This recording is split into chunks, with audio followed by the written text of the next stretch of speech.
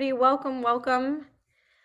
What's today? I was about to say happy Wednesday, but it's Tuesday. Happy Tuesday. Thank you guys so much for joining us. We're just going to take 1 minute to let everybody into the Zoom room, and then we'll get started with our special guest today. The chat is, as always, open, so please feel free to chime in with where you're watching from, and you'll be able to share some questions or comments with Adeena and Joel throughout, but certainly a little bit later as well. Welcome, welcome, welcome. Just a few more, and then we will kick this off. A Cholent party.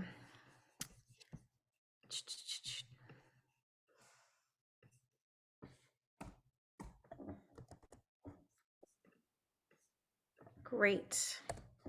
Okay, I think we will get started. Park City. Awesome. Welcome everybody. Happy Tuesday. I'm so very, very excited about this conversation and want to welcome our special guests, Adeena Sussman and Joel Haber, both who are calling in from Israel today for this conversation. I think that this topic is so meaningful and everybody has a story about a Shabbat stew. It's sort of a divisive topic. It came up actually in our Nosher meeting yesterday. Cholent or Shabbat stew, you love it, you hate it, but a lot of people have something to say about it. So I thought it would be exciting to have a deeper conversation about some history behind Shabbat stews and the interplay of how Shabbat stew impacted the broader culinary world and vice versa. So I'd want to just jump in and introduce our guests. Of course, Adeena Sussman doesn't need much of an introduction, but she is the author of Sabbath, Fresh Sunny Flavors from My Israeli Kitchen, which was named a Best Fall 2019 cookbook by the New York Times, Bon Appetit, and Food and Wine. Her new book, Shabbat, Recipes and Rituals from My Table to Yours, will come out September 5th, 2023. Amazing. So as soon as it's on Amazon or wherever you order books, pre-order it. She also co-authored Gazoz, which is so beautiful, all about the culture of sparkling seltzer based on drinks in Israel with Benny Briga, who I had the pleasure of meeting years and years ago, and these drinks are so beautiful. She is also the co-author of 15 cookbooks. And if you don't already follow her on Instagram, please go do that immediately at Adeena Sussman. She shares the amazing recipes and drink ideas, and I just love following her life in Tel Aviv. It's just pure deliciousness and always brings me joy when I can watch it. Thank you. Joel Haber is a regular Nosher contributor and a Jewish food researcher. He's also a licensed tour guide in Israel, specializing in culinary tours. If you ever get a chance to hear one of his other lectures, either here or in person, I highly, highly recommend it. I learn so much every time I hear him speak. He writes regularly at his own website, tasteofjew.com, so go check him out. Adeena and Joel, thank you guys so much for sharing your time with us today. I wanted to jump in. You're both in the process of writing books about Shabbat dishes and Shabbat stews. Could you both share a little bit about what about this topic is compelling for both of you? Adeena, maybe you want to kick us off. Sure. First of all, thank you, Shannon and the Nosher, for having me. And I don't know if you know this, but Joel and I have been friends for like 30 years. We, when we made Aliyah originally around the same time, and we've been circulating around one another for a long time. And it's just really an honor to be with him on the panel because he's so knowledgeable and passionate about what he does. And I'm super excited for your book, Joel. And Joel also was super helpful to me in the writing of Shabbat. Whenever I had a question or needed an expert opinion, he was right there always, just with super sharp insight and advice. So thank you so much, first of all. So for me, Joel, I think approaches this subject from a little bit more of a scholarly and historical standpoint. My cooking and the way that I cook everything is from the standpoint of a home cook and how these recipes resonate emotionally and culinarily with people in a home kitchen. So when I was writing a book about Shabbat food, obviously the idea of sidestepping cholent was not an option for me, but on the other hand, I didn't want to just write a book with 100 cholent recipes. So I really thought about how could I help represent sort of the breadth and depth of Jewish cooking and in some ways Israeli cooking, which is a specialty of mine and something I focus on through these stews. And so for me, obviously, it starts with my own experience. You know, my mother, Stephanie Sussman, died a long time ago, but she was an amazing Shabbat cook. We had tons of people over. We grew up kosher in a place where there were not a lot of kosher people around. And there was, if you knew the number 493-1639, you had a place at our Shabbat table. And she always had, especially in the winter, although I grew up in Palo Alto, the winter was not really very consequential, but she always had a big pot of cholent that she cooked on the stovetop in her Farberware, 10-quart pot. Super simple and super delicious. And from the beginning, I've been Team Cholent and I remain Team Cholent to this day. So for me, it's really like Jewish soul food, and I think that as someone who grew up in a pretty Ashken normative culture, in my younger days, I had no idea how impactful this dish was throughout Jewish culinary history and how important it has been in defining Jewish cooking and helping preserve Jewish foodways around the world. So it's been really fun throughout my career to sort of take my personal sort of emotional response to it and sort of like expand my knowledge, and also to see people like Joel really like widening the conversation and deepening all of our knowledge about the subject. Thank you, Adeena. Yeah, and it's great to be with you, Shannon, with you, Adeena. Yeah, Adeena and I go back to our New York days, so we know each other for a while. And Adeena, also thank you. You've always been super helpful to me and to so many others I know, that you're always open and willing to help, so I appreciate that. Shannon, in terms of your question, yeah, I mean, so I'll just say, first of all, that I started basically, I always loved food, but I wasn't delving into all the history stuff until I started doing tours in the market here in Jerusalem, in Machane Yehuda, and that opened up the world as I dove down into researching the foods that are there. It opened up this world of food history that in conjunction with the fact that I knew Gil Marx, Alav HaShalom, who passed away, unfortunately, way too young, but he was also really an inspiration in that. And so I started to research Jewish food, and what attracted me specifically to begin researching and now writing about Shabbat stews in general is that, to me, it is arguably the most Jewish food there is. I would say maybe matzah a little bit more, because that one grows right out of the Torah and out of our history. But beyond that, there's pretty much nothing that can have as much claim on being a Jewish food as the Shabbat stew, and it really reflects all of our history. And so that's what I've been focusing on in the book that I'm writing, which is the history of Shabbat stews from around the world, and using them as a way of tracing the routes of our migration through the diaspora. I'm not a cookbook author in general. I do cook regularly, but I did recently put out this is the printed version, but it's an e-cookbook that you can get from my website as a way of raising awareness of what I'm doing. And because you can't write a book about it without giving recipes too. So, and as Adeena said, I wouldn't want 100, so there's only 12 in there. But in terms of like the background of what introduced me, like my mom was a very adventurous cook, but when it came to Shabbat and holiday foods, she was very much a traditionalist. I actually just wrote about that in my newsletter that went out today. But at the same time, I credit her very much, because she would make cholent in the way that her mother made it. She didn't eat it. My mom did not like cholent, but she would make it because I wanted it and my dad wanted it and my brother wanted it. And so she would make it for us. And so that's the love of a mother to her family. So that's my earliest connection with cholent. Maybe you guys could share a little bit about some of, right? Like, I think a lot of Ashkenazi American Jews are familiar with cholent. My husband's family has a beloved cholent recipe. But what are some of the other Shabbat stews sort of in the mix to give people a taste of sort of like the diversity?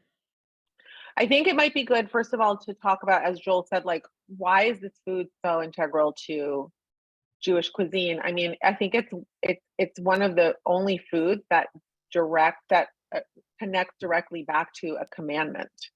You know, you're not supposed to cook on Shabbat. You're supposed to rest on Shabbat, and therefore we created food to help us observe and elevate the holiest sacred day of our Jewish calendar every week. And so, you know, the idea of preparing food in advance to cook and be ready the next day is why this food is so Jewish. You know, you can make chopped liver before Shabbat also, but it keeps cooking over Shabbat, and that is just what's so incredible about it. And it was really created to sort of keep us connected to, you know, the mitzvot and the commandments. So, you know, and so the whole idea of letting the food do the work for you is, I think, what is also so integrally Jewish about Cholent itself. And, you know, I think for me, like, you know, I grew up with the classic Ashkenazi version, which is some kind of meat cut that's tough to start with and then gets more tender as it cooks, because as we know, like in all cultures, the food of poverty, cucina povera, Jews were using, like, you know, short ribs used to be the throwaway cut. You know, people would just flonkin was the cheapest cut of meat around, and that's why people would put it in the cholent. And then there were barley and beans and potatoes and, you know, and onions, just like really rib sticking simple foods. So that's kind of your basic Ashkenazi cholent recipe, at least one of them. And, you know, obviously the Mizrahi and Sephardic world has an entire, I think there's much more variety in the Sephardic cholent tradition, and also much more of a romantic and magical story about how Jews cooked the cholent as a community, which I'll let Joel tell you because he knows so much about the Shabbat ovens and like how that all came about, and just how different Jews in different parts of the world came up with such incredible stews that reflected their own cultures. Yeah, I mean, that's part of like what I tried to reach in this little mini cookbook is the diversity of it.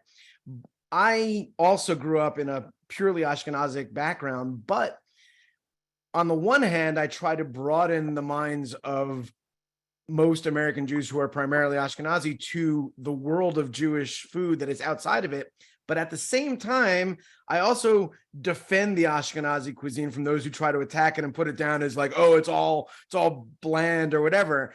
I remind people that, like, you know, sometimes you'll see cookbooks that will like delineate the versions of a specific dish between Morocco, Algeria, and Tunisia, and then they'll just lump Ashkenazi together as if Russians, Hungarians, and Germans ate the same stuff, which they absolutely did not.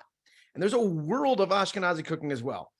That being said, within the diversity of the Shabbat stew, the first thing I should say before I even get to that is that the reason that it's in every community and that we can talk about it as a singular, the Shabbat stew, or as I do, is because it really traces back to one singular stew that was eaten in Iraq. And then as we migrated around the world, that dish moved with us and morphed with what were available ingredients and what were the conditions at the time in each place.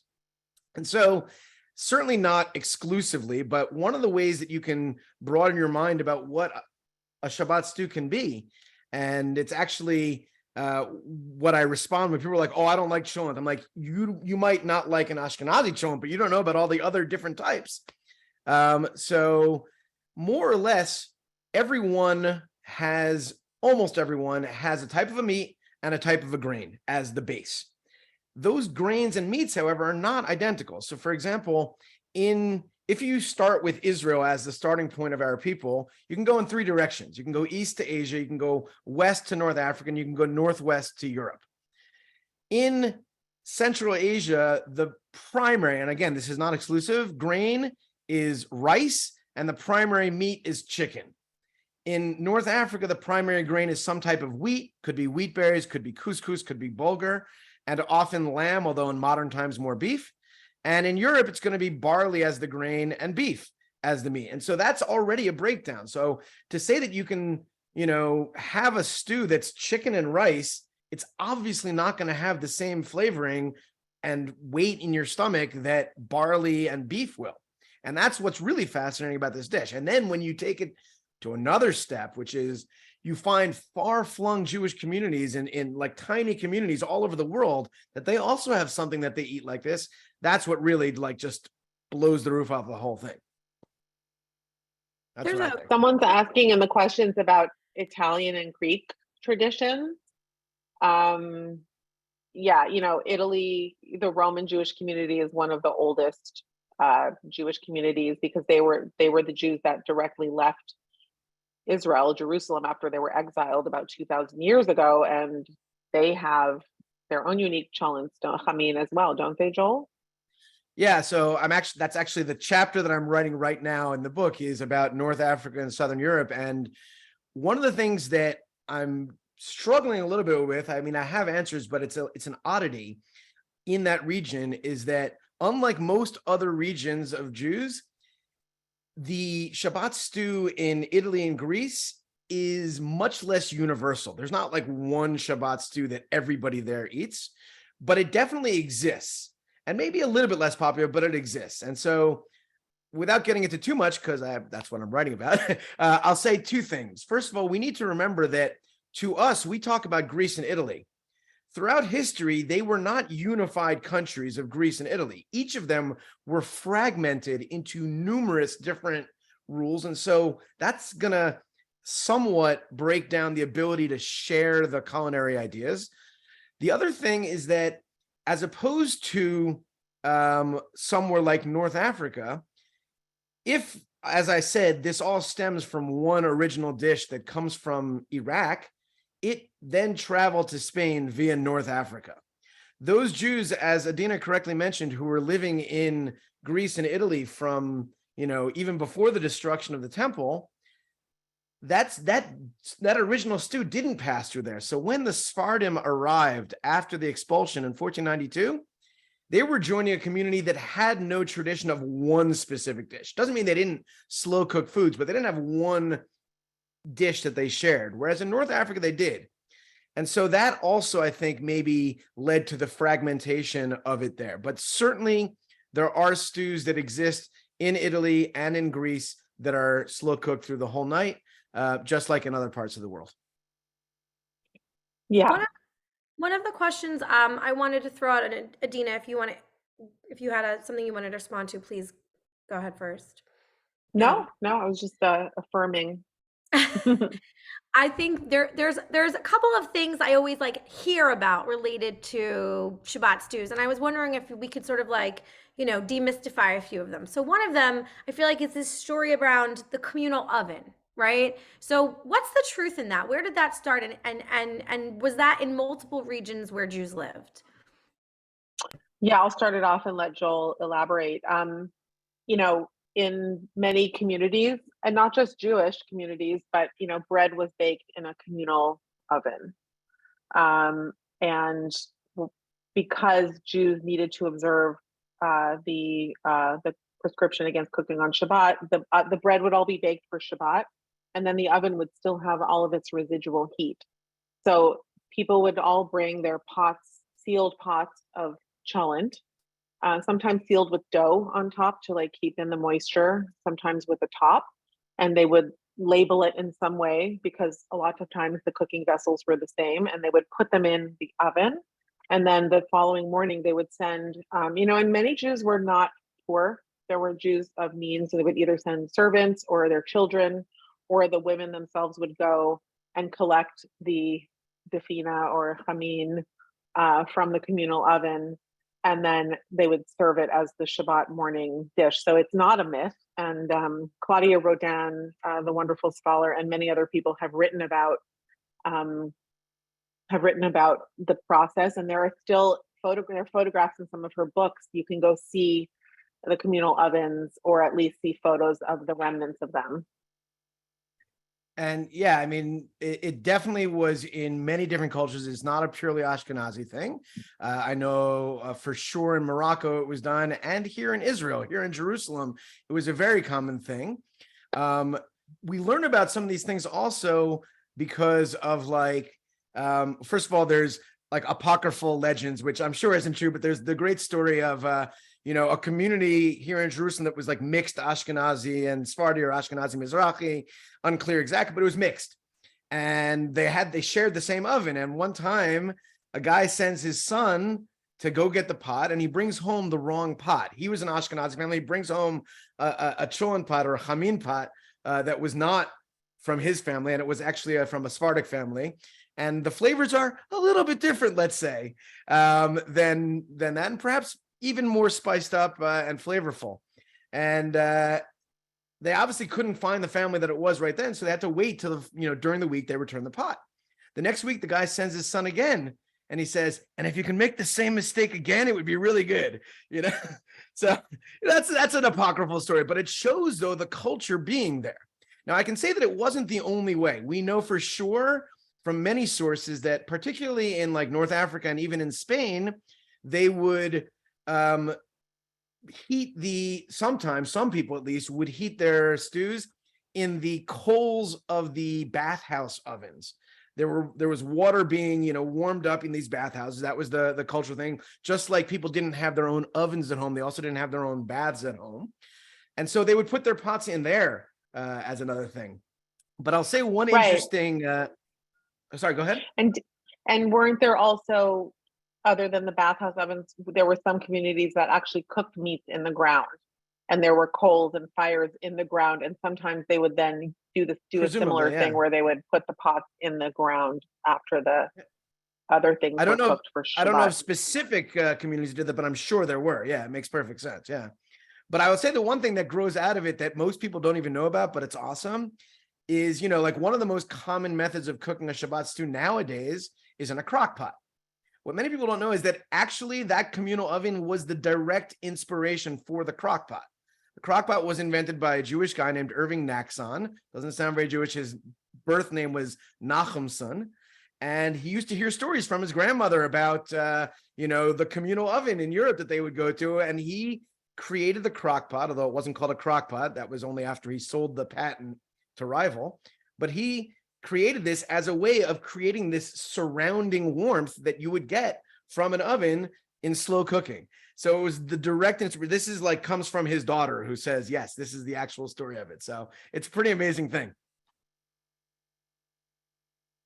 And the bundt pan was kind of invented by Hadassah ladies who worked with Nordic ware. That's a whole nother interesting story that we can talk about.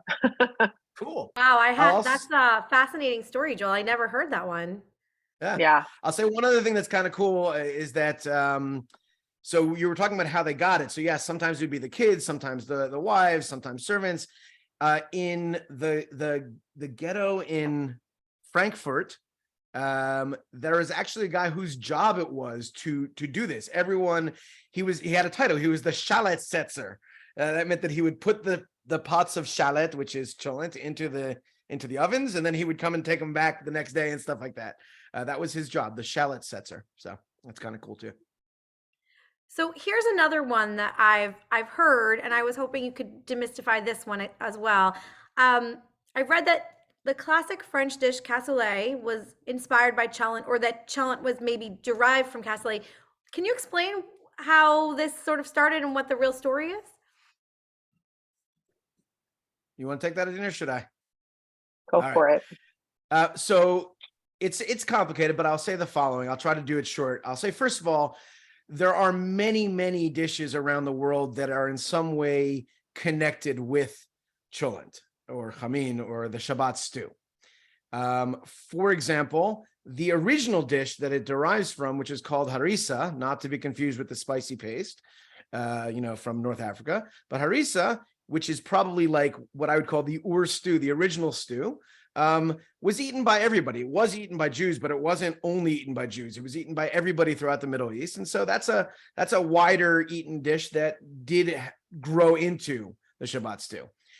In Spain, most Spanish food scholars agree, and I'm not talking about Jewish scholars, I'm talking about general Spanish food scholars will agree that cocido madrileño, which is like the main long cooked stew there, is a direct descendant of Adafina, with either actual honest conversos or those who were, secret, crypto Jews, trying to show that they were good Christians by replacing whatever meat was kosher with pork. That being said, cassoulet, it appears, as far as all the research that I did on it, cannot be directly connected with Cholent, or the original Ashkenazi version that starts in Alsace-Lorraine called Chalet, because of two main things. First of all, if you look at cassoulet, which comes from the south, from the Languedoc region of France, the origin story places it in the middle of the 14th century, 1355. The earliest reference we have to Chalet in any reference is 100 years earlier from the Or Zarua, an Ashkenazic rabbi. So certainly cassoulet could not have influenced it. What shows that it didn't grow out of it, in addition to the wide distance between them, is that when I look back at earlier recipes for cassoulet, for those who don't know cassoulet, it's basically white beans and lots of pork, okay? When you look at recipes that go back to the 1700s, it's basically a dish that's purely grain, which is no connection to Cholent. If it's just grain, it's more like frumenti. And then when you get into the 1800s, they start to put a little meat in, and only at the beginning of the 20th century or the late 19th is the grain taken out and it turns into beans. So it's only now in modern times that you see bean and meat together and say, oh, well, that kind of looks like a Cholent. And so it seems highly unlikely. At best, both of them might have derived from something in Spain, in which case, if you go from cassoulet back to cocido, back to adafina, maybe they're cousins. That was so interesting, and I feel like that's why it's so important that you like dig into this, right? Adeena, do you have anything else that you want to add to that? Let me just say one thing that I see in the comments from Jessica. I'm not familiar with feijoada. I don't know how you pronounce it, but I would love to hear about it, and maybe there is something. I'll look into it. I'm going to write it down. I think to look it up. The one thing I would say about, migration of foods throughout history is, there are many similar dishes in many similar cultures that pop up at the same time. So, it's easy to make connections, and it's also easy to distinguish between them. So, there are similar breads that, people traveled. There was the Silk Road, there was the spice trade. People were bringing things, people were bringing foods and techniques. People were stopping in different ports and learning things. So I think, people were picking up stuff wherever they went, and like you'll see throughout history, culinary trends kind of popping up at the same time. So it's possible. Is it probable? I can't say. And I think just the idea, every culture has, for many reasons, like a long cooked stew that, has meat that releases its flavor into like inexpensive ingredients, is something that I think is universal. Cassoulet is a little, maybe it has a lot of pork products in it. Feijoada also has pork. I think that whatever the stew just contains the base meats of that culture and like are built around it. So I would defer to Joel on the anthropological similarities. But I really think you can, if you look sort of on a graph throughout history at different foods, you're going to see a lot of similarities in different cultures. Yeah, you have parallel developments. Yeah, you have parallel developments, but you certainly do have things that grow out of one or another. And the question that has no answer or has every answer is at what point because the history of humanity is the history of people finding a food, taking it and transforming it in some way. That is the history of humanity. That's why nowadays in the world, the vast majority of foods that are eaten anywhere are not indigenous to the place where they're being eaten, because people have been transporting foods forever. And so the question becomes, at what point does a dish turn into a new dish? And at what point is it still a version of the previous one? And then it doesn't matter very much, but really there's no one answer to that. But that's really the question you're looking at here, right? And when are you appropriating something? When are you transforming something? And these are questions that I think there is no answer, but it becomes very muddy water when you start to wade into it. But in that specific case, I think it's clear that there's not a direct connection between the two of them. I want to Yeah, I shift mean, I gears think, a little. Oh, sorry, Dina, go ahead. no, I was going to say, I think we're talking a lot about the history of Cholent, but we should talk about the cooking of Cholent too, a little bit, because I want to hear Yeah. everyone's own interpretations as well. So I was going to ask about some of the things that Shabbat stews are served with, right? Because someone mentioned earlier huevos haminados, the slow cooked eggs, but there's a lot of other things that can be served, are traditional to served along with Shabbat stews. Maybe you guys could share a little bit about that and maybe talk a little bit about the variations in that as well. Before that, I just want Sure. to answer a question in the chat, if I may, because it's come up twice. Litvak and Galiciana Cholents. From what I've seen, there's not drastic differences between them. There are differences between like gefilte fish or kugels. The Cholents, I don't find that sort of sweet, spicy, or sweet, savory divide that you find in the others. There may be some differences. I haven't found major ones. I hope that answers your question. Sorry, back to the main question the chat asked. Go ahead, Adeena. Yeah, I mean, there are sort of like Cholent accessories, I would say, things that people put inside. In my culture, putting a kishka inside, or a stuffed derma, as it used to be called, which actually used to be an intestine that was filled with, fat, the animal fat and starch and other ingredients that were flavored. In my new book, the Shabbat book, I have 5 different Cholent and Hamin recipes, and one of them has something called a ta'amar in it, which is sort of like almost like a meatloaf that gets set into the Cholent and cooks overnight. It's like a smaller thing wrapped inside of a cheesecloth that goes inside of the Hamin. I grew up going to like religious people's homes who would put matzo balls in their Cholent, people who put salami in their Cholent, all kinds of things, and then in North African Cholents, there are also other sort of flavoring accents. There's something called pikela, which is like a long cooking Swiss chard condiment that's made with Swiss chard that's deep fried almost in oil until it gets really crispy and almost inky black, and it gets stirred into the stew. So they're again, where people were and what they had to work with influenced their cooking, and also the fact that like anything they wanted to experience taste wise on Shabbat had to be kind of put in that pot before Shabbat. So they were playing with different ideas and toying with the idea of what could go inside of a chamin or a cholent or an adafina or all the other names that basically are the same thing in different cultures. Yeah, and I like to refer to them as like bonus foods, meaning foods that are cooked inside of the Shabbat stew pot, but are taken out to be served separately. And it seems from what I've looked at that like haminados, for those who don't know, these are slow cooked eggs that cook all night and turn kind of brown and get kind of creamy. That seems to be the earliest one, and that probably began in Sfarad, in Spain, when the Jews were still there. But you find these bonus foods in every culture, and there's legion. I mean, some of the ones that we know separately, that we eat separately now, all started that way.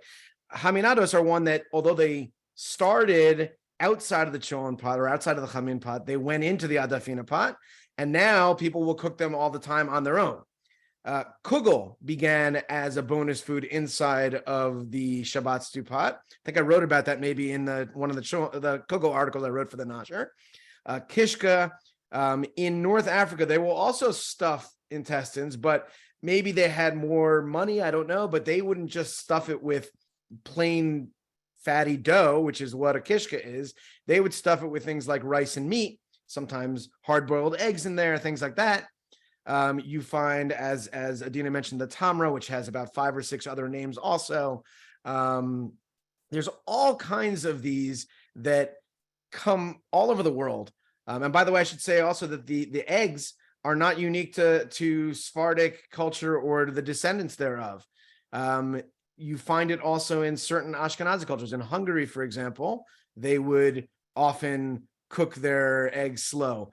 Yemenite Jews who are Mizrahim but are not directly connected to Spain in any way, they're not Sephardim, they too have slow cooked eggs. So it's a fascinating thing that you see. And I think the origin of it really is, you know, as I said, people didn't have home ovens typically. And so you don't want to bring 7 pots to the communal oven. So, okay, well, let's just put it inside and it'll cook together and then we'll serve it separately. And one of the things that I've been thinking about lately is some of you may know that Moroccans typically serve their dafina or schina, their Shabbat stew, in separate dishes. That they'll separate the grain, they'll separate the meat, they'll separate the vegetables, they'll separate the eggs. And I kind of started thinking about it as they were sort of turning all of the separate ingredients into bonus foods. Because before it was like one bonus food that just gets taken out. Now all of them are being served separately in a way. Yeah. So that's I just want, sometimes the grains are put into a cheesecloth. Yep. Like the rice or the barley, so that they don't sort of commingle with the other things, but they sort of release their starch, but still remain separate so they can be served almost like a traditional starch with the meal. And Joel mentioned Yemenite culture, and I just thought it's an interesting aside because it's not technically a cholent or a Hamin, but in Yemen, where the Jewish community was extremely poor, their Shabbat food was overnight cooked breads. You know, they have 2 that are very well known. One is called kubana. I have a recipe for kubana in the Baba, my last cookbook, and it's sort of like, I like to call it a combination of sort of like monkey bread, brioche, and challah, kind of like all mixed into one. It's like a yeast risen, very deep, darkly cooked, overnight steamed bread that eggs were often studded into and nigella seeds put on top. And then the other version is called jachnun, which is a yeastless dough that I like to kind of call the laminated Yemenite bread, like sort of like a croissant, because they roll out a dough very, very thin and then roll it into sort of logs. It's sweetened with honey, honey's drizzled on top, and then it's also cooked overnight, often with eggs. So, you know, the idea of long cooked Shabbat foods even sort of goes beyond just meat. And, you know, there are kugels that are cooked overnight on Shabbat as well, like yapchik, which is a potato kugel that has is studded with fatty meat that cooks and releases its flavor into the kugel. So, you know, it's you know, once as Joel can attest even better than I can, once you start, it's kind of an endless process of discovering new things and finding out how these long cooked foods kind of interplayed with Jewish culture and food culture. Yeah, and in fact, although yes, the jachnun and the kubana are like exactly that, they cook all night. They did also usually have a meat dish, but it would be late in the afternoon. They might have what's called marak regel, which is foot soup. Yeah, which is delicious, leg soup. Yeah, or even a version of harissa. They would call it haris that they would use also. But yeah, that like the jachnun is a great example. There's a lot of, and I'm sure you include some of them in your new cookbook, Adeena, but there's a lot of, from different cultures, a lot of traditional Shabbat morning breakfast foods, but many of them aren't cooked all night. Like sabich has that origin, which is, I think, the last article I wrote for the Nasher has that origin, but that's because it could be eaten at room temperature. It's like the exact opposite. You don't need to cook it all night. But yeah, jachnun is, I often on my tours, I'll call it like, you know, a poor man's Yemenite Cholent breakfast, you know, which is what it is. And it's awesome. And nowadays, a lot of people will put it into a pot of stew and have it cook in there, as opposed to having it cook on its own. The jachnun, that's intense. That's a really great segue to my next question. And then just to reassure everybody, there will be time for everyone to share questions for Adeena and Joel in the chat. By the way, Adeena, the first time I tasted kubana was from a pop-up dinner that you did in New York City. I don't know, probably about 7 years ago, maybe with Gil Havav, I think. Yeah. We're Life still changed. doing that. So good. Thank you. You know, I spent a lot of time scrolling Instagram, as one does for their job, and I've noticed a lot of young Israelis sharing Shabbat dishes on Instagram like a lot. What's going on with like younger Israelis and traditional Shabbat foods and this like connection in Israel currently? I mean, first of all, it's true. Like the rainy season just started in Israel, and you will now start seeing everyone's Hamin or Cholent on Instagram on Friday. People really are much more seasonal about it here than they are even in the States. It's really only pretty much made in the winter by a lot of people because it's so hot here in the summer. But I think that younger Israelis, whether they're traditionally ritually observant or not, like all of us are looking to connect with our roots, so there are traditional restaurants in Tel Aviv that on Fridays you'll see like young hipster Israelis in Tel Aviv kind of hanging out eating chopped liver and gefilte fish and pacha and cholent, and on Thursday nights people make pilgrimages to Bnei Brak and to Beit Shemesh, a suburb outside of in between Jerusalem and Tel Aviv, where there are these multiple places where people can go to try different cholents and stews. And I think it's, just like everyone, we're all going back to our roots. We're trying to connect with the foods that tap into our culture, and there's something cool and fun about it. And I see it sort of as like an interplay of trends, if you can call thousands of years old foods trends, with social media and with sort of a connection to our heritage.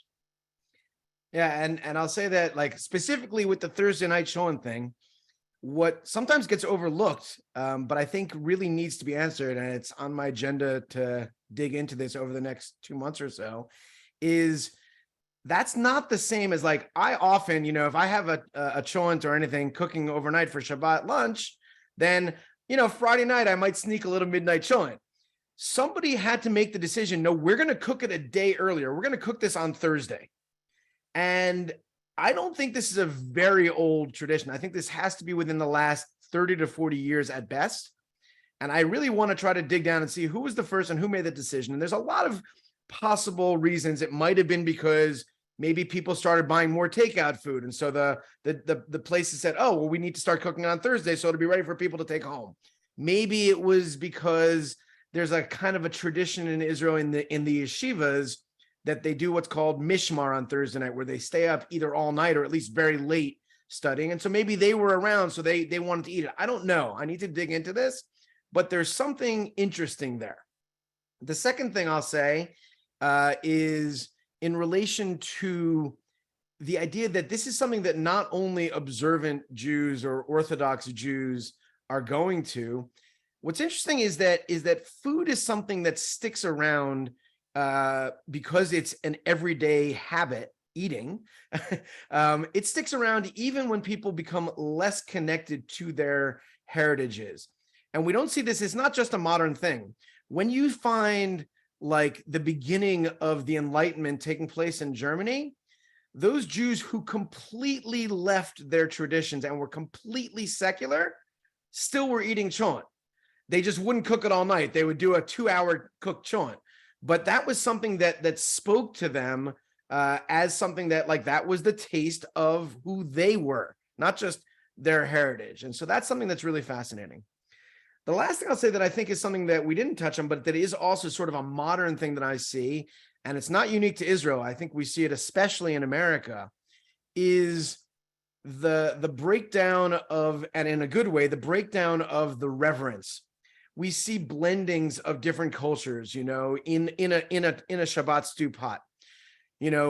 Somebody is making a traditional Ashkenazi cholent, but they like the haminado, so they'll stick them in, or they like the idea of putting dates in there, even though they're not North African, but they'll do that. I was just the other day, literally this week, I was talking to friends of mine in Yafo who are a Moroccan couple. They're both Moroccans, and yet they put jachnun into their versions of their dafina or schina actually, because their kids like it and they like it. And who cares that it's Yemenite in a Moroccan stew? It doesn't matter. The world is flat. We all know each other's traditions. We all know each other's foods, and nobody's going to stand over your shoulder and say, hey, you can't do that. That's not your tradition. And so we're really seeing a lot of that blending of cultures in America, where maybe it's not the most diverse Jewish culture, but it's knowledgeable, and in Israel, where it's the most diverse Jewish culture, where we have Jews from all over the world moving back here and living side by side and often marrying each other. it's all blending in that Shabbat stew pot, and it's awesome. That's a really nice way to sort of conclude this part of the conversation. We have a few minutes left. I want to give people the chance to share their questions for Joel and Adeena in the chat. Certainly, I saw a lot of people sharing their own traditions and some interesting comments. So feel free to share any pressing questions now. And thank you guys so much again for joining us for this really interesting conversation. I see Susan's most recent comment about mushroom barley soup, which I also wrote about for the Nasher. Krupnik. Krupnik. I don't think that is a direct descendant of Cholent. It seems to be more descendant from Slavic, non-Jewish soups. I love it, but no, I don't. And Rebbe Sol, nice to see you. It's been a long time since I've seen you. If you're referring to mine, I think they put it into the chat, but I'll put the link in again just in case. For that Shabbat Stew cookbook. I don't know if anybody else, Shannon, are you or Mara, are you going to call out questions, or should we scan? I was just scrolling to see if we missed any, but I think we had something. I wanted to ask Joel, I mean, a couple of people mentioned malawach, but I think of that as the Yemenite bread, but not as the Shabbat bread. Is that, would you agree, or am I missing something? As far as I know, that's absolutely correct. In fact, from what I know, and you would know better because you're the cook, I'm just the history person, I believe that malawach and jachnun are actually made from the same dough. It's just a different process. The malawach, you roll it out and fry it up fresh, and it's like a puff pastry. And jachnun, you take that dough and you work it over and over again for about 3 days before it's that dense cylinder. Is that your understanding, your knowledge? It's pretty similar. Yeah. I mean, the main difference is, malawach is fried, basically deep fried, and has even more oil than jachnun does. And it's, it's a disc usually, and really delicious. Yeah, and I should say also that it appears that when you were talking about the two of them, you're talking about Kubana and jachnun, that they come from different parts of Yemen.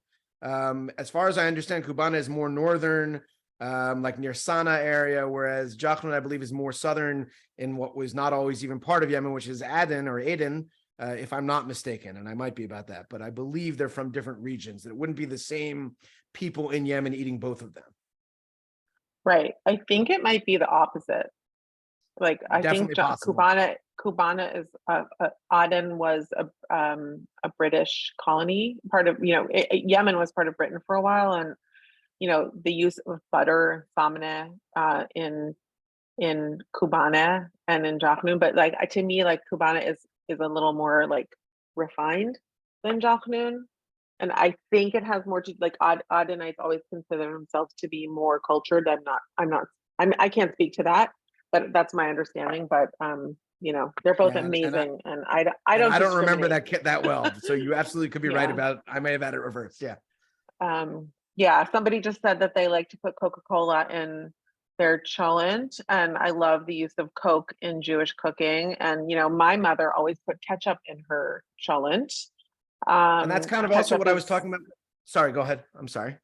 No, it's one of the original umami foods, and in my new book, in my cholent that is sort of reminiscent of my mother's, I decided not to use cholent, but I used flavor elements like tomato paste and vinegar and other things to kind of, because I love that, it's that Proustian taste memory for me of going back to my own childhood. So I think if people put onion soup mix in, people put all kinds of stuff in their cholent.